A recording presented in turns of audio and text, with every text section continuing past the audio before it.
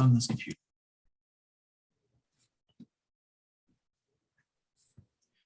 Welcome into the Fools on Stools podcast. My name is Cullen Brown, and as always, I'm joined by my co-star, Kevin Walker. Today is July 12th, 2022. Hopefully you're having a wonderful day. Thank you so much for taking your time and joining in to this live stream Twitch edition of the Fools on Stools podcast, episode number 32.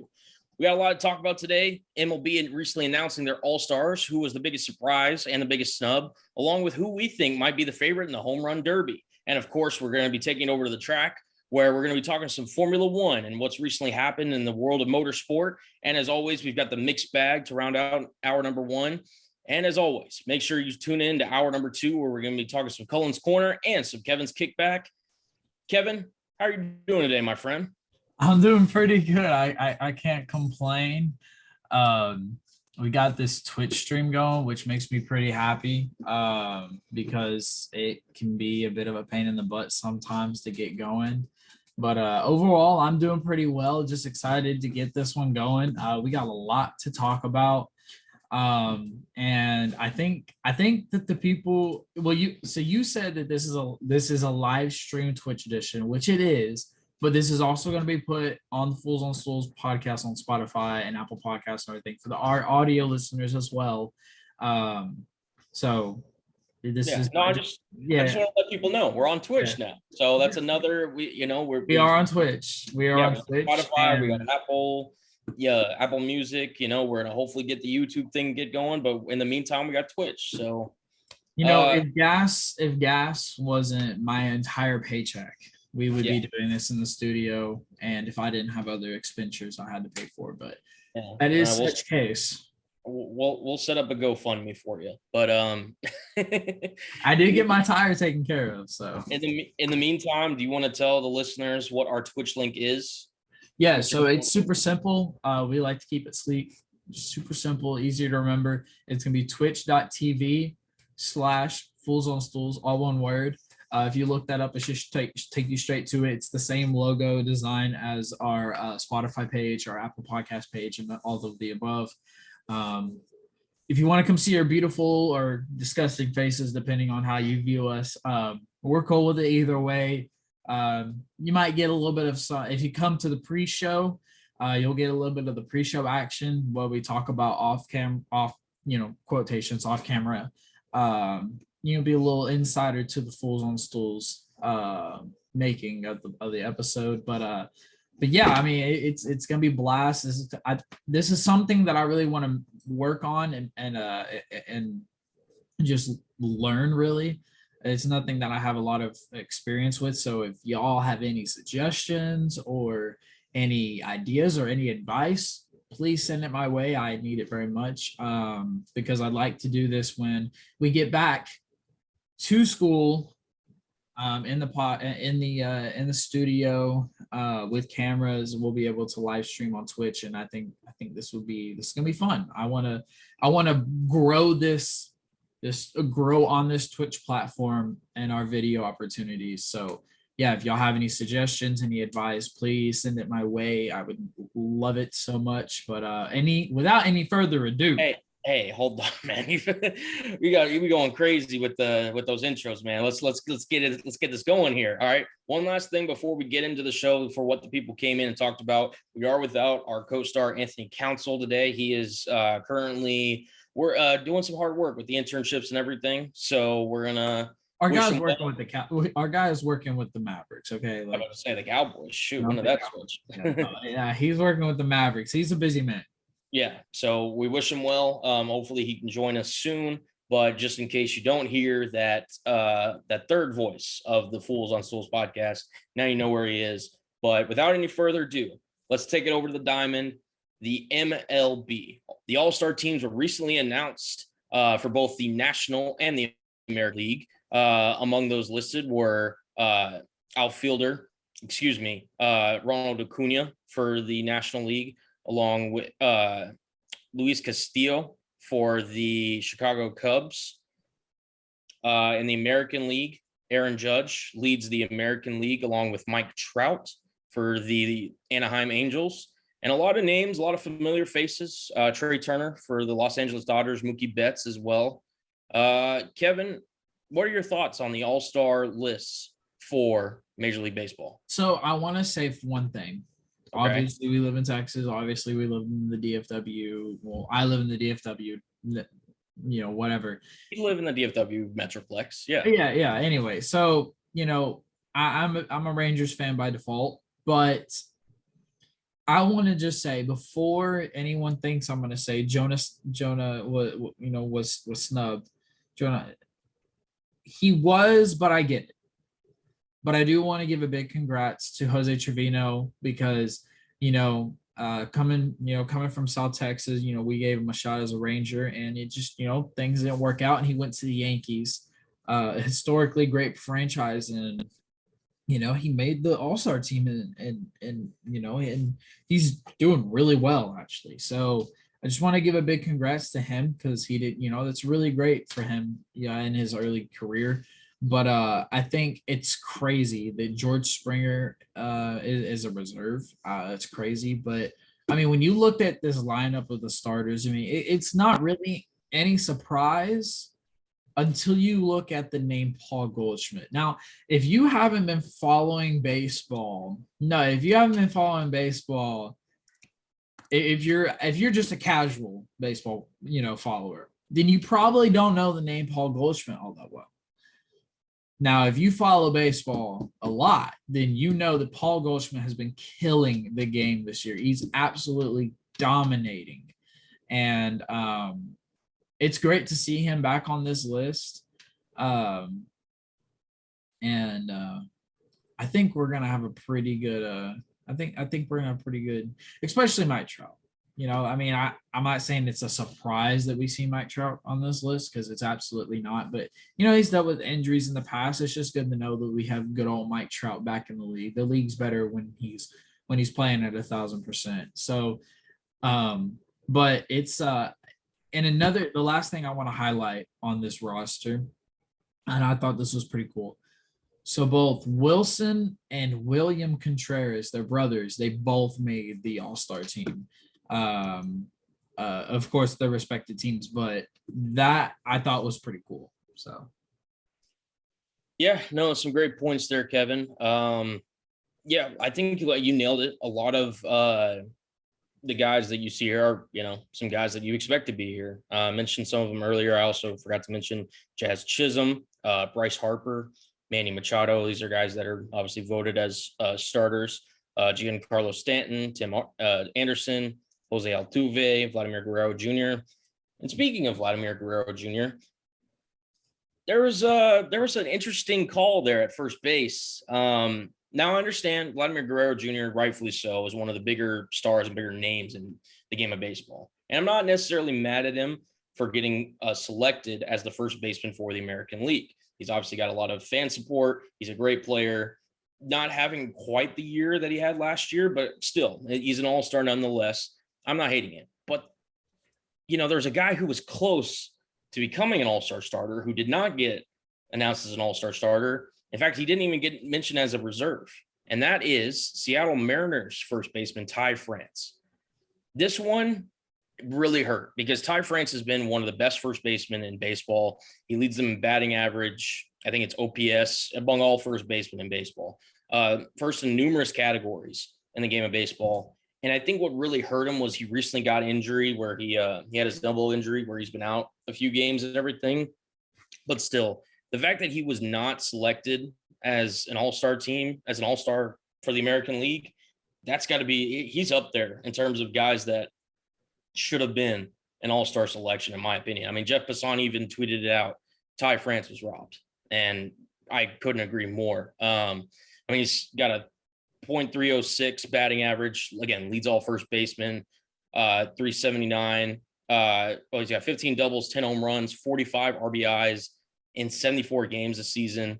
I mean, it's just he's unbelievable. And okay, yeah, and again, first base this season, he leads an on-base percentage at .384 and OPS at .851. As much as I was happy that Julio Rodriguez's rookie got selected to the All-Star team, which I'm so very happy about, I felt like Ty France really has been the most consistent Seattle player, obviously before the injury. And it would have been his first All-Star selection. So again, I know Mariners talk doesn't always drive in the ratings per se, but to me personally, I mean, this one was, I just couldn't believe that Ty France didn't make the All-Star game. Yeah, man, it's tough. I get it. You don't have a lot to stand on over there as a Mariners fan.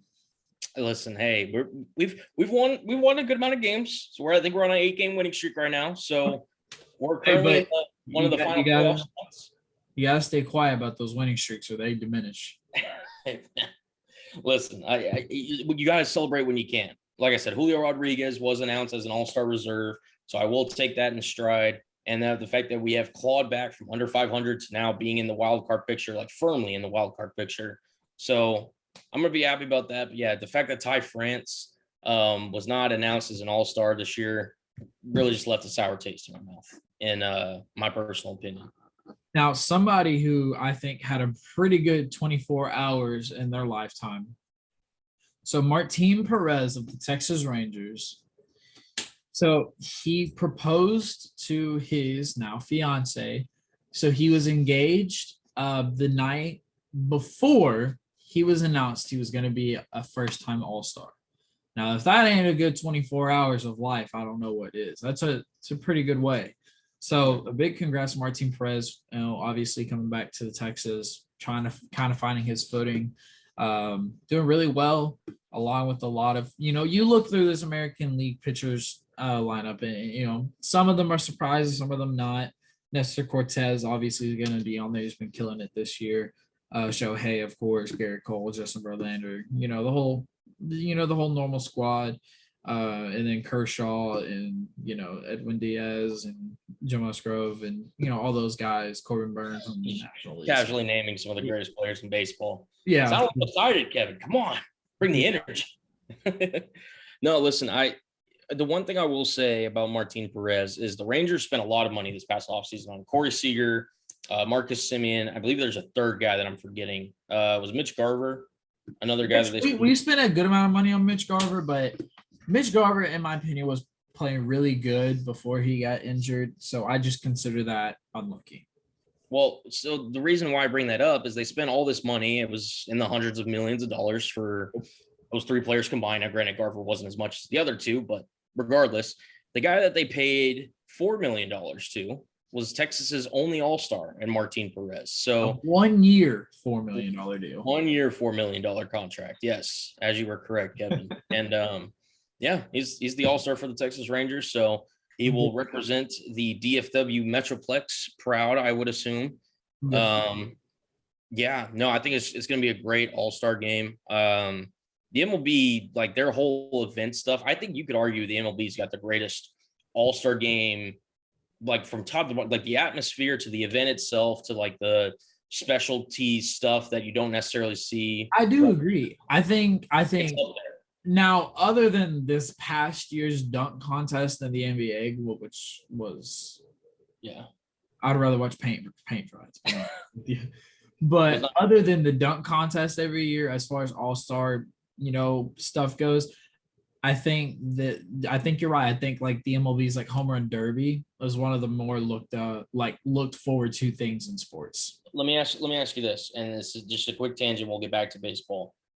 You have a choice of going to something is going to be what it is and it's going to be good in the Major League Baseball All-Star weekend, or going to an NBA All-Star weekend where, you're going to see like the big names and everything, but you may not get the certain dude. Take me to a home run derby, bro. That's what I'm saying. Take me to a home run derby. That stuff is so cool. I agree. But speaking of the home run derby, as you alluded to, Kevin, we found out some of the participants in this year's home run derby classic. The two-time defending champion, Pete Alonso, will participate, looking to get his third straight. Ronald Acuna, Albert Pujols, Juan Soto, and Kyle Schwarber among the participants for this home run derby. So I ask you, Kevin, what are your thoughts on this potential home run derby? Well, quickly before I put my thoughts out there, do you, as a Seattle fan, want to take a guess on the last player to ever win the home run derby 3 times in a row? Ken Griffey Jr. Yeah. That's exactly correct. And Pete Alonso is looking to do just that if he can win this year. He would be in some elite company if he were to do that. He would be. Hey, Pete Alonso, they don't, he's the polar bear for nothing. He's ice cold.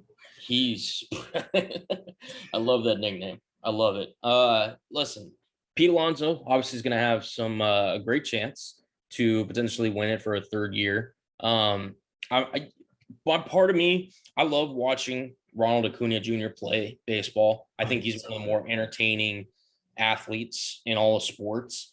And I love his story coming back from the injury. I know he wasn't a part. I mean, he was a part, but he wasn't actively playing during their championship run last year. I'll be rooting for him. I mean, come on. How can you not root for Albert Pujols? The story of this man's legend, one of the greatest baseball players of all time, one of the most. It's going to be good to see him back up there for his final year. That's what I'm saying. I don't think he'll do much. I don't think he'll really compete, but I don't think it really matters. Like, he's going to get a standing ovation. He's going to get, everyone around him is going to enjoy the atmosphere, and it's going to be fun to see him. It's going to be really fun to see him, especially, like I said, his final year. You got to, right? I think a dark horse, if I might throw in my dark horse, I think a dark horse is Juan Soto. I was very much think alike. I was exactly thinking the same thing. Juan Soto, I don't know if it's just because he plays in Washington that he doesn't get quite the fanfare that some of these other guys do, or maybe he's not as emotional whenever he's at the plate or anything. I mean, he shows emotion, but not compared to like Bryce Harper or anything like that. Juan Soto is arguably the best hitter in the game right now. Like, when he's on, I mean, he nearly had 1,000, 1.00 OPS last year, which is like unheard of in the game of baseball. That's crazy. He can hit for power. He can hit opposite field. He can hit for contact. The man can do it all. He is definitely. We don't take out of the fact that last year was his first year in the home run derby, and he took out Shohei Ohtani. I know, which was and he came in as the 8th seed. Right. So, I don't know where he's going to be ranked or anything, but I'd have Juan Soto as my dark horse. I'm not saying he's going to win it all because I need to see the finalized roster, but as far as how the roster stands, I think Juan Soto could really make a dent in this home run derby. I'm excited. I am excited for it. Yeah. I mean, ultimately, it's going to come down to who's knocking Pete Alonso off the mountain. I think we can all agree on that. True. But wow. I'm very excited for what this home run derby could bring, because, I mean, just with the sentiment, with the 2-time defending champ, with the young guys potentially trying to dethrone him, I mean, it's got the makings for a lot of great storylines and a lot of great events in baseball. And yeah, man, who doesn't love a good home run derby? Let's be honest. Who doesn't love a good home run derby? I do hope that Vladdy. I really want Vladdy to get back in it. I don't know if I've heard if he's doing it or not. I obviously wouldn't be opposed to him being in there. Yeah, but he puts on a good show, man. Yeah, no, I'd be down for some Vladimir Guerrero Jr. for sure. And I mean, hey, Shohei Ohtani, you ever want to throw your hat back in the ring for a second try? Go for it, man. I'm down to see that as well. Oh yeah, for sure. But the Angels are worried about championships, so yeah. And to win championships, sometimes you got to make some moves. You gotta really, shake up the roster a little bit. And while the Angels are kind of pressed up with, potentially trying to sign Ohtani to a long-term deal with what they already have in Rendon and Mike Trout already locked up in their books, some of Major League's best baseball teams are going to be looking to acquire some talent ahead of the trade deadline. I believe the trade deadline is August 2nd, for those who are wondering. And there are some guys that could be on the move before that time arrives, including Luis Castillo, the right-handed pitcher from the Cincinnati Reds. He's one of the better, fastball changeup combination throwers in the game. He really does a nice job of mixing up his speeds. And he's playing for a Reds squad. Let's be honest. We haven't talked about the Reds a lot on this podcast, and rightfully so. They haven't been that good this year. And the possible fits include, the New York Mets, the Dodgers, the Yankees, the Red Sox, and really every other contender. He's a guy that you want in your rotation come late September and October. Excuse me. And he's definitely somebody that you would potentially want to add. In terms of the fielder side of the ball, I'm looking at Brian Reynolds, the outfielder for the Pittsburgh Pirates. He's got a new career high in home runs this season, already launching 15 the last time I checked. And again, he's an outfielder. He's somebody that you can definitely, if you're just looking to add that little bit of extra in your batting lineup going forward when you're trying to make this playoff push, I think he's going to be the top guy to look forward. Potential possible fits include San Francisco Giants, New York Yankees, maybe the St. Louis Cardinals. Yankees, man, that would be really just ridiculous if he somehow got traded over there. But it'll be very interesting to see. And, Kevin, do you see any other potential moves that you like, or is there anything that you would like to talk about ahead of the MLB trade deadline? Well, I don't know if the Rangers are really interested in anything, so I haven't been keeping up with anything on that side. But I know we just talked about Juan Soto in the home run derby, but the Nationals have given him 2 really big contract offers, and he has declined both. Now, I don't know what the inside buzz is in the Nationals facility, but it doesn't sound like Juan Soto wants any part of it. So I think if Juan Soto ends up being a guy that has to get traded for, then the league is going to be on full notice. Kind of like how I believe it was Woj who said that, when Katie requested a trade, all 30, is it 30 or 32 teams of the NBA? Well, there's 30, so it'd be all 29 other teams would be. Yeah. So yeah, all 29 other teams in the NBA have called about him. So it's like, it's going to be kind of the same thing with this. If Juan Soto wants out of Washington, all teams in the MLB are going to try to get him because he is a highly touted talent. He's still young, and he's due for, one of a Fernando Tatis Jr. deal, or, those 13-year deals that are going to be big bag monies. So it would be interesting to see where, and if he goes anywhere, where he would end up. But I guess nothing really, obviously the Shohei Ohtani deal, what the Angels could or could not get done over there, because it's very obvious that Shohei Ohtani is a winner. And I think he's kind of like one of those guys that hates losing more than he does winning. You know what I mean? Like, he hates losing more than he loves winning, kind of thing. So it'd be interesting to see how that goes. But nothing really too spicy yet. We'll probably see something a lot more closer towards the end of July as the trade deadline does creep up to us. But, other than those few guys, those hot names, nothing too big. Yeah, I mean, look, I don't expect Soto or Ohtani, not that you're throwing out that they will be traded. I don't expect them to get moved. I just, when you have a talent like that on your roster, it's very hard for me to see something like that getting moved in Major League Baseball. Not that it's never happened before, but I think You have those to give up guys, a lot of guys. It's very rare that you get guys of those caliber. I mean, Juan Soto and Shohei Ohtani are both generational talents, in my opinion. It is funny you mentioned those teams because first baseman Josh Bell for the Nationals is a rumored potential, maybe not likely, but he could be for the right price. He's a really powerful hitting first baseman for the Nationals. And also Noah Syndergaard for the Angels could be potentially on the move.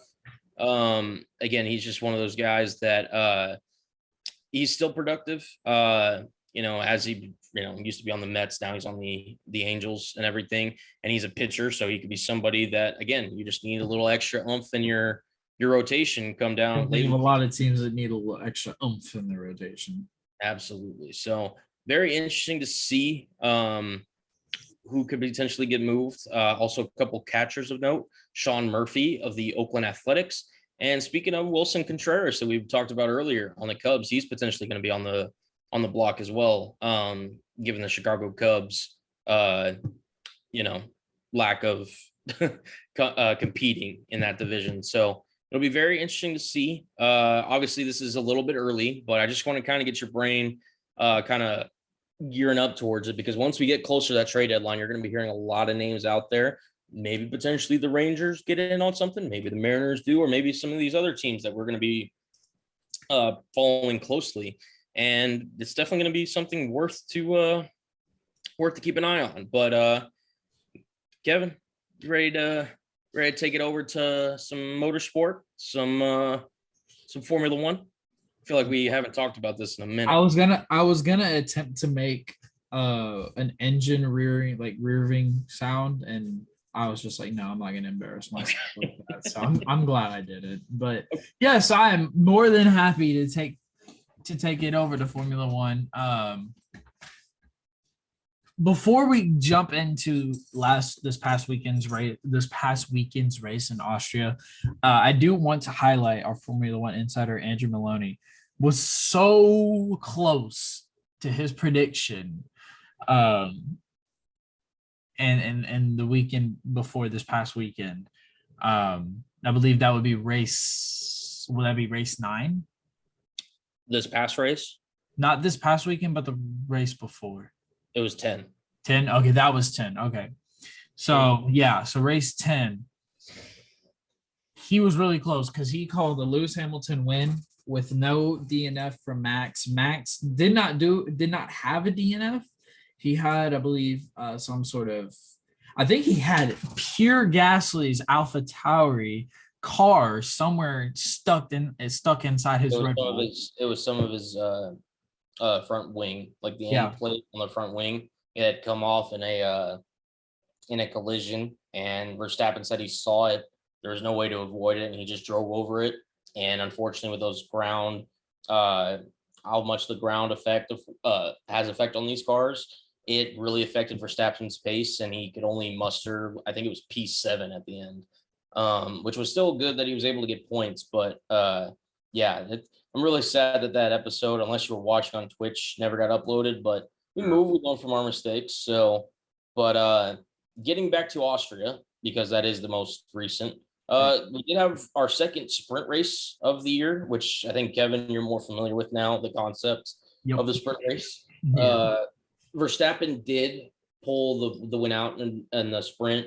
Charles Leclerc and Carlos Sainz nearly coming together a couple of times during that, and ultimately kind of cost them a chance to compete with Max. But Charles came away thinking, we got a chance to catch them tomorrow if we have a good start. And sure enough, it was very apparent early on in the race with a lap 11 pass on Max Verstappen that Ferrari meant business. And shortly thereafter, it just became a game of just kind of survival at this point. Because again, with Ferrari seemingly having a solid 1-2 in the bag, Carlos Sainz engine goes up in flames, and Charles Leclerc's throttle pedal all of a sudden is not working properly. It just seems like Ferrari just can never give themselves a relaxing race weekend. No. And sure enough, Leclerc did pull it out. He was able to come home with the victory. Max Verstappen did come in second. Lewis Hamilton did secure his third podium on the bounce. With George Russell at P4? Yeah, coming back after that 5-second penalty after the contact with Sergio Perez on the opening lap. Kevin, what were your thoughts on the Austrian Grand Prix? It was really exciting, actually. Some Formula One races aren't as exciting, but this one was really exciting. It was fun all the way through. It was kind of like you didn't really know what was going to happen because, and I think this is one of the reasons why I love Formula One is because not every race is ever the same. Like, yeah, you have your top 3 contenders, but a DNF, an engine failure, a crash, or just an untimely safety car, any of that stuff can completely alter the race. So it's like, yeah, you have your top 3 contenders, but anything can happen to an extent, But, when Carlos Sainz goes out after winning his first Formula One race, that was tough. And then to see Charles Leclerc radio thing go off on Sky Sports was that was quite alarming. And to say his pedal, his throttle didn't work, I was like, oh man, he's gonna have to really try to pull it together to finish this race, and he was able to, and that's good for Ferrari. But I think the real winner, and I think it's kind of been sneaking up at this point. I think Mercedes has just really positioned themselves where they could really. I don't know. I mean, I don't know the point totals off the top of my head, but I think that they could really take it. Honestly, they could win the constructors. I mean, with George Russell being as consistent as he is, only having one DNF this entire year. But I don't know. I mean, we still have a lot of race left, but as far as the Austrian Grand Prix, it was really good. And glad to see Charles Leclerc get his win. Yeah, given the fact that we're halfway through the season and Red Bull is currently leading Mercedes by 122 points in the Constructors' Championship at the moment, it would be one hell of a comeback if Mercedes still somehow were able to pull out P1 in the Constructors. No, listen, my main takeaway was that Mercedes is making very minimal progress towards the bigger the field, and I think it ultimately kind of depends on the track for them of where they're going to be able to compete. Street races, for whatever reason, Mercedes just does not seem to suit well, and we do have, I know, a street race coming up in Singapore in a few races that's going to be giving Mercedes a lot of fits if that trend continues. But other races like Silverstone, where there's a lot of fast corners and everything, it gives them a chance to compete. So maybe a track like Brazil could be something that Mercedes looks really competitive in. We'll just have to wait and see. Ferrari, again, you nailed it on the head. Carlos Sainz, he said it after the race. It just seems like whenever he gets momentum, it just gets cut from underneath him. Some incident happens, whether it's a DNF, whether it's an accident, whether it's something. He just cannot seem to put a really consistent campaign together, which last year for Ferrari, he was their most consistent driver. And it was a big reason that he was ahead of Charles Leclerc in the standings. But this year just doesn't seem like it's working out for him. Charles, despite everything, is still within striking range of Max Verstappen. This championship is not over. Leclerc trails Verstappen by 38 points at the moment. That's easily, Max has maybe a DNF at one race and Leclerc picks up a win in a fastest lap, and it's anyone's ball game. So it's going to be very interesting to see how Ferrari deals with their reliability issues, if they're able to combat it. Verstappen, to me, still is the favorite. He still seems like he's the most consistent, fast pace in that Red Bull, race in, race out. And it just seems like whenever Max has a moment, it never is like a killer moment. Like Leclerc just seems to have, Leclerc has his low moments, like they stay low for a while. Like Max will have his low moments, but Max will immediately bounce back up and put some points on the board. So I hope for Charles' sake, and I hope for F1's sake, that we do get another close championship for the rest of the year. But I would still say Max is the prohibitive favorite going forward. Yeah, but I do want to know, correct me if I'm wrong, we have 4 sprint races left? No, so we only have 1. Oh, really? Dang. Yeah, we have there are 3 in a season. There was 1 in Imola. We just had the 1 in Austria, and then we're going to have 1 in Brazil. So Brazil is going to be the last one, and that's towards the end of the calendar. Okay. Why did I thought we have more? I don't know. That's that's your research department coming up with those stats right there. I don't know. Yeah, I need to get a better one. But no, listen, man. I thought there was a lot of different this midfield race. Because I don't know, did you get up and watch it? Because it was at 8 a.m. Central Standard Time when the race started. Were you up watching the race, or did you watch the replay? No, so I didn't watch it. I would listen to it because so I listened to it because it was going on and it ended right. I remember it because I remember it ended right as soon as church was starting. So I was watching it I was watching it at home getting ready, listened to it on my way there, and then watched the finish of it at church actually. So I stayed with it, but yeah, I was just surprised that McLaren did as good as they did, honestly. Yeah. No, that's another tough weekend. That's another good talking point because certainly Lando Norris had a heck of a drive for McLaren. Also, Daniel Ricciardo, both scoring points for McLaren in that battle for P4 in the constructors with Alpine. It was very crucial that they both did that. I mean, the Friday it looked like, the brakes weren't working. They didn't know if they were going to have a competitive car. And sure enough, through the sprint and the actual race on Sunday, they were able to battle their way up to the front. At one point, there was a 5-way battle for a midfield position. I remember that was great. I did see that. That was great. Yeah, that was absolutely incredible. I think Lando took part of that. It's just really great whenever a track allows the midfield guys to really battle and compete like that. In Austria, I mentioned it in a previous list of mine. It's one of my favorite races of the calendar because it's very capable of giving us races like this. And we certainly got a lot of great battles, including George Russell having to make his way all the way from, last in the order to P4 after taking a 5-second penalty with after contact made with Sergio Perez. Esteban Ocon, one of the more underrated drivers, really had a nice drive today, scoring P5. He was actually the last driver that did not get lapped by Charles Leclerc. Mick Schumacher. And Haas in general. Schumacher, I mean, what the heck's gotten into him?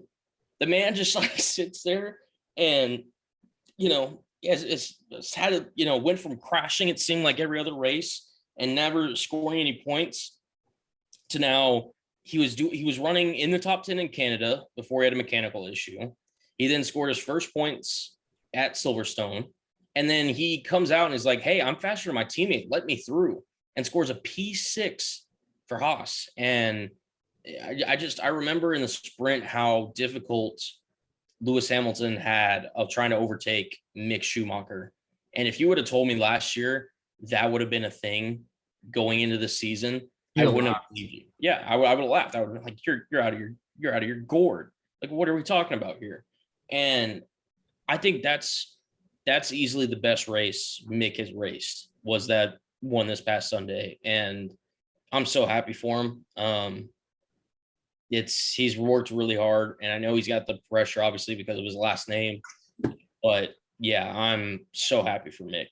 Great job in getting P6. Yeah. But yeah, I mean, it was a great race weekend. Go ahead and preview for us, Cullen. Where is the next race? So the next race is going to be in a country where some people say the birth of motorsport began. It's kind of disputed, to be honest, the history of where it began, but it's the French Grand Prix in Paul Ricard. This race, Kevin, I'm not going to lie, it's not one of the most entertaining. Maybe it's different with these cars, but in previous races, it's very mundane, and you'll understand why. There's just not a lot of chances for overtakes. It's very DRS train heavy. Qualifying very much matters. And I'm not trying to dampen our expectations, but maybe it could be different with the new cars. But yeah, they need to do some updates to this Paul Ricard track. But it is the French Grand Prix. It's not taking place this weekend, but next weekend should be an interesting one. I think it will favor Red Bull in this race just because of their straight line speed. It'll be very interesting. I want to see how Mercedes fares because I think they're expected to bring some upgrades to France. But yeah, it should be a good one. I think it's that one, and then it's the Hungary Grand Prix before we go to the summer break. So we take a week off. We have the French Grand Prix, the Hungarian Grand Prix, and then we go to the summer break. How long summer break? Summer break lasts, I want to say, at least a month. It's like a month, closer to 2 months, maybe, like somewhere in that range. Before you get back, it's a given break that the drivers have. They have the winter break and they have the summer break. It's just two things where they take time off, spend time with their families, their loved ones, etc. I need to look up the exact amount of time, but yeah, it'll be a little bit away from Formula One, but in the world of sports, it never ends. So we should definitely have a lot of content to be talking about. One of which is about your team, McLaren. I wanted to, because you brought this up to me and I saw these reports earlier today in terms of Mr. Daniel Ricciardo of McLaren. Ricciardo. You will get that reference if if you know what I'm talking about. Ricardo's had kind of an underwhelming year at McLaren, following winning last year a race for them and having an overall strong campaign. He does have a deal that keeps him with McLaren until the 2023 season. But there are reports that, maybe he's looking somewhere else. Maybe McLaren isn't looking to re-sign him. And then Zach Brown confirms that Ricardo, will have a spot at the team until the end of the contract. Now, obviously, Daniel can choose to potentially leave if he wants to. But I'm very curious as to your thoughts, Kevin, being that you are a fan of the papaya colored team over there. I am a papaya.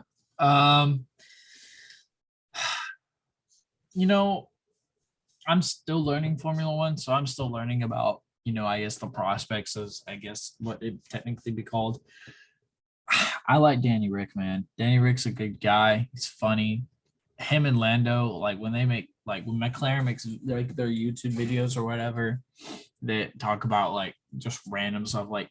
Daniel teaches Lando Australian slang, and then Lando teaches Danny British slang. It's just hilarious. They're funny guys, and the chemistry is good.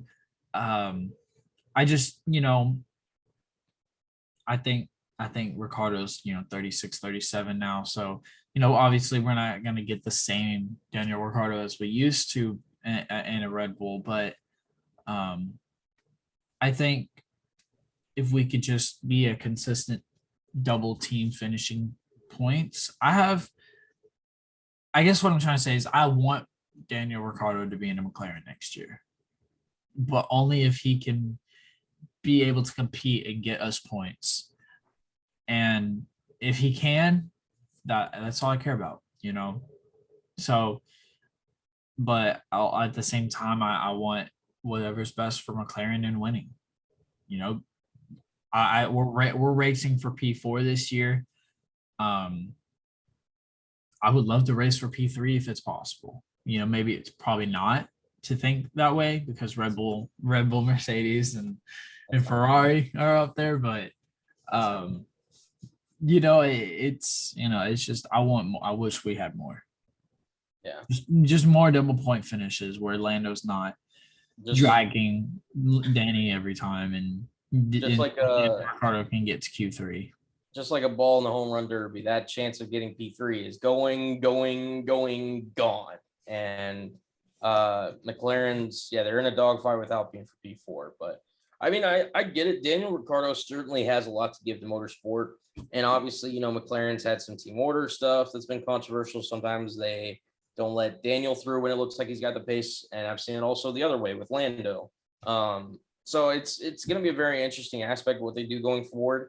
I think Zach knows that they've had a difficult car this year. Even Lando's had struggles in practice and qualifying throughout the races this year. So hopefully maybe if they, steady things out, they can really pull themselves away from the pack and secure P4. Obviously only time will tell with that. But I think Daniel is a really solid option. I think he deserves his Formula One seat. But it's just, it's McLaren's one of the four or five greatest teams in the sport. So they want to have one of the top 10 drivers in the sport. And you kind of have to sit there and think, okay, as you mentioned, Kevin, he's in his mid to late 30s. Is this guy still one of the top 10 drivers in the sport? And if not, you might need to look somewhere else. I know that before Zach Brown's quote came out, they were particularly looking at Sebastian Vettel, maybe Alex Albon, maybe Oscar Piastri on a loan from Alpine, which I would assume he's taking Nicholas Latifi's spot at Williams next year. But that's just my dog could take Nicholas Latifi's spot at Williams.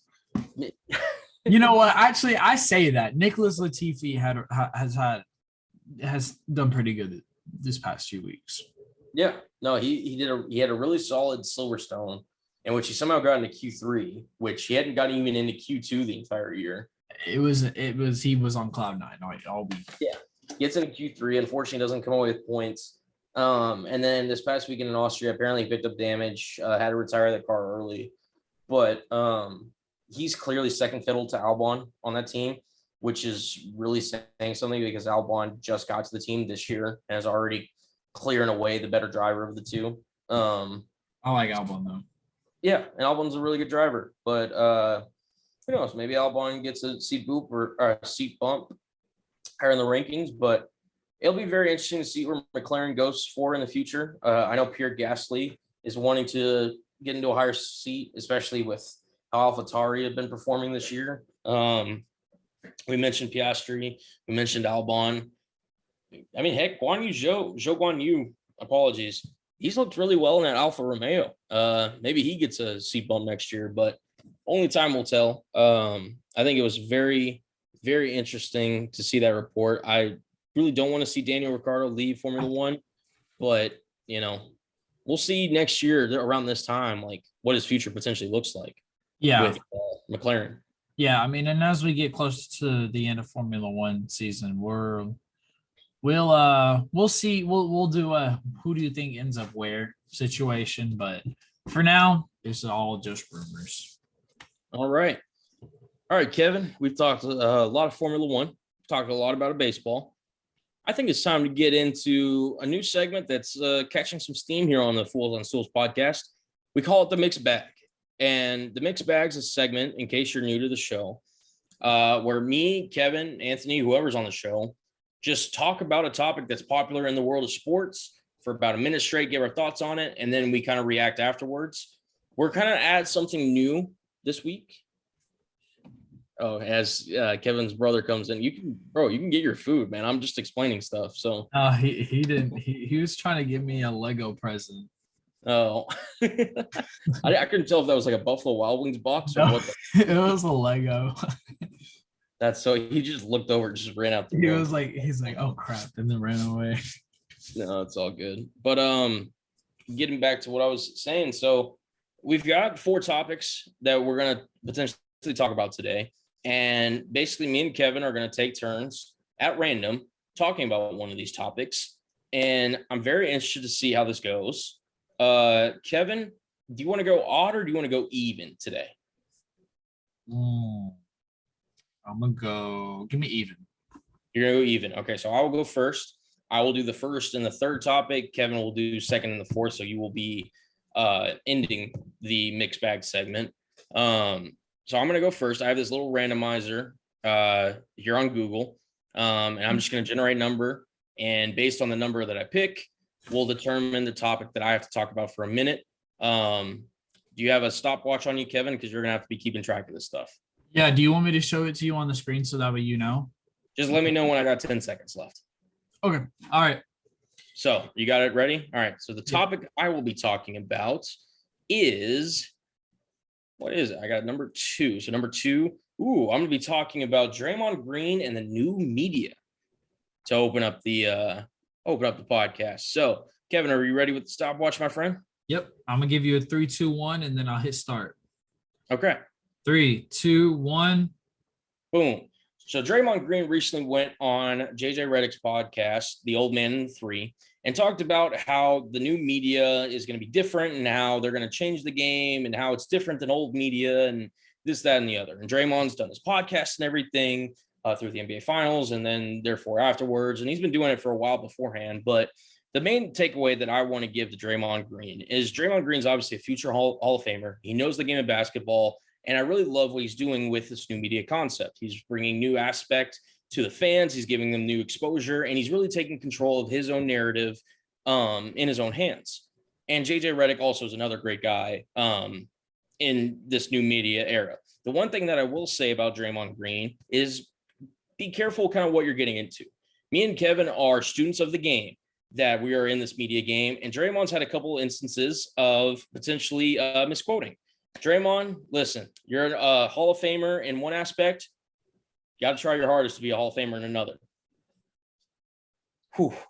Really, a minute sneaked up on you there. Yeah, you went over just a little bit. A little bit. I had a couple seconds over, but concerning the rules in the mixed bag, am I allowed to add a quick comment? Yeah, no, you're allowed to respond to what I said. So I did listen to, and I'm assuming you did too, the JJ Redick podcast. I listened to a majority of them. I love JJ Redick's podcast. And when Draymond Green comes on, he's kind of like Tom Brady, bro. Like at first I did not like Draymond Green, and now I can't hate him. He's just so blunt and he's so talented, but he has respect. Right. Like, he'll talk his ish about whatever, but he has respect.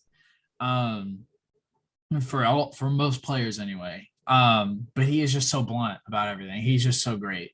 But basically this new media concept, and it's super simple. You think it's so complex, you think it's so hard to figure out. And you might even think, oh, it's probably just players taking over media, because that's what I thought until it was explained. That is not it at all. It's so simple. And I even fall victim to this sometimes. It's me learning to get used to this new media thing.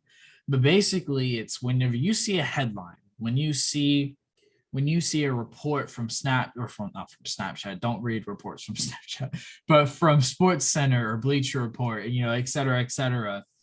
Don't just read the headline. Go in, read the story, get all the information, then make your consensus answer. Don't just read the headline, jump to the story, and go to your best friend, say, hey, this is what just happened, and this is my opinion on it, and this is why. Sure. Read the entire article, read the quotes, read the whole situation. Don't read the excerpts, don't read the little clips outs, don't read all that, don't read into all that.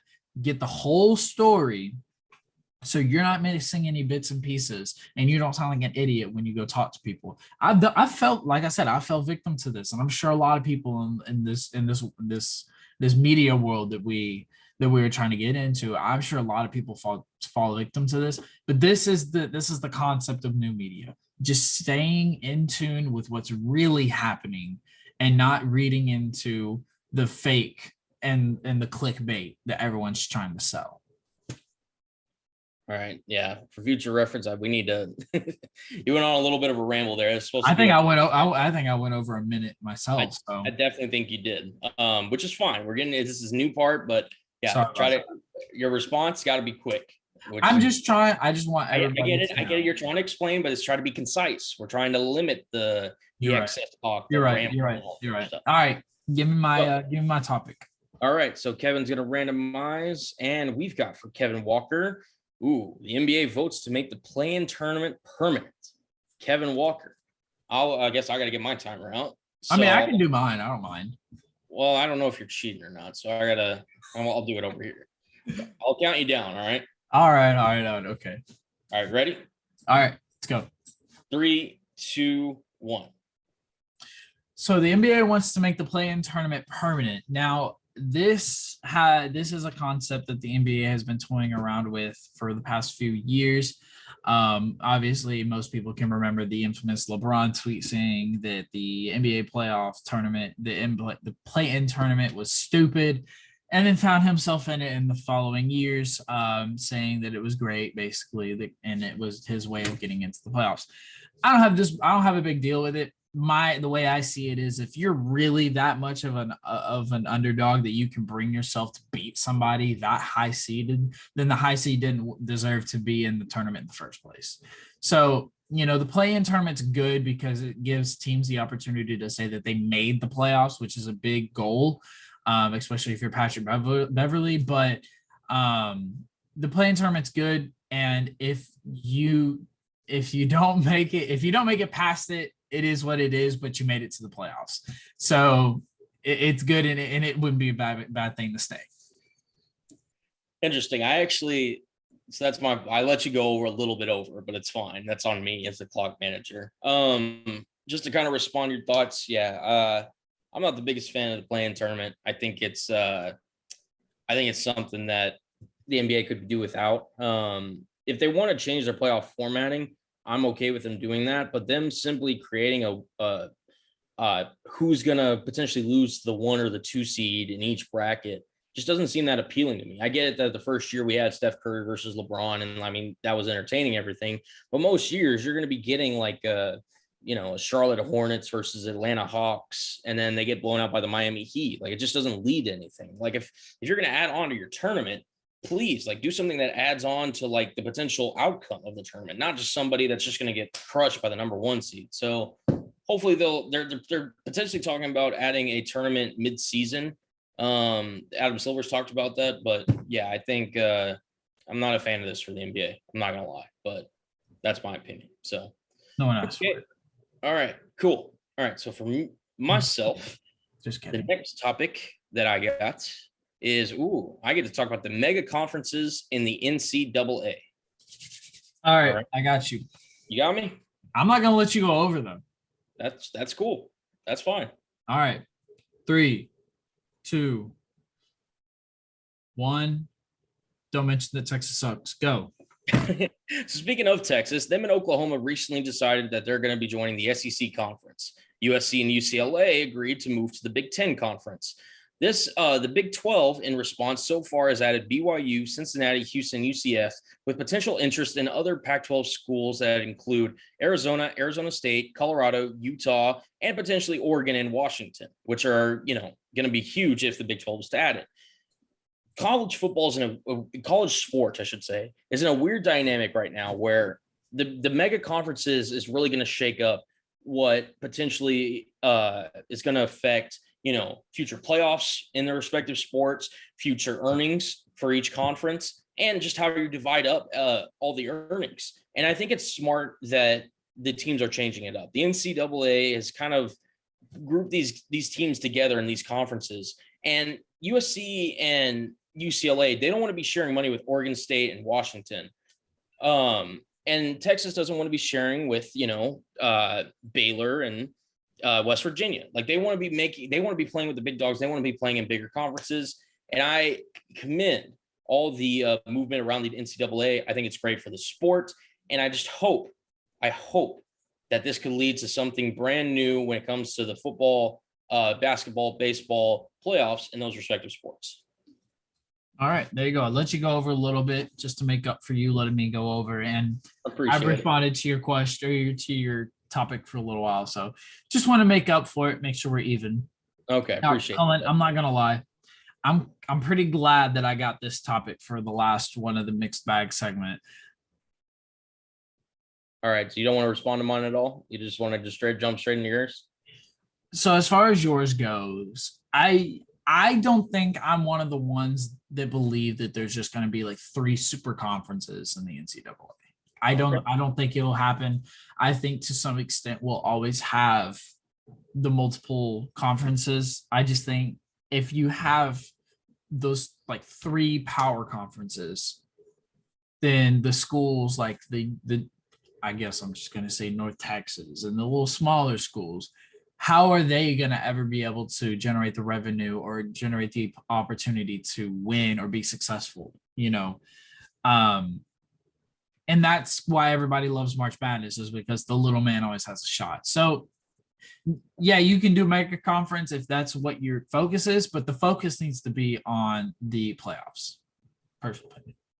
Fair enough. All right. As you mentioned, you do have the last topic. You're going to be talking about Baker Mayfield recently getting traded to Carolina. Are you ready, sir? Oh, I'm so ready. All right. I'm going to count you down. I'm going to keep an eye on the clock. Make sure you're on it. All right.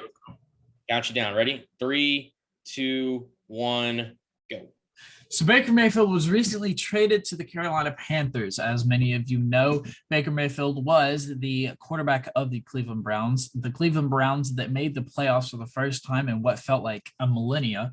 So why would they trade away a Baker Mayfield? Well, a lot of people are saying that he was childish and that he was immature and that he wasn't very respected around the building. Well, I personally am a big Baker Mayfield fan. I think that he can go to Carolina. I think he can do great things. Carolina announced today that they're going to be the tryouts are going to be open between Sam Darnold and Baker Mayfield, the number 1 and number 3 pick from the, I believe, 2016 NFL draft off the top of my head.